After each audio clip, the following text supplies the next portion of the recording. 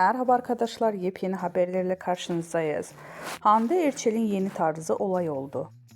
Ünlü oyuncu Hande Erçel son günlerde hem özel hayatı hem de tarzıyla magazin gündeminden düşmüyor. Hakan Sabancı ile yaşadığı ayrılığın ardından yeniden objektiflerin karşısına çıkan Erçel, yüzü olduğu markanın düzenlediği özel davette ev sahipliği yaptı. Ancak bu kez dikkatleri üzerine çeken şey kıyafeti oldu.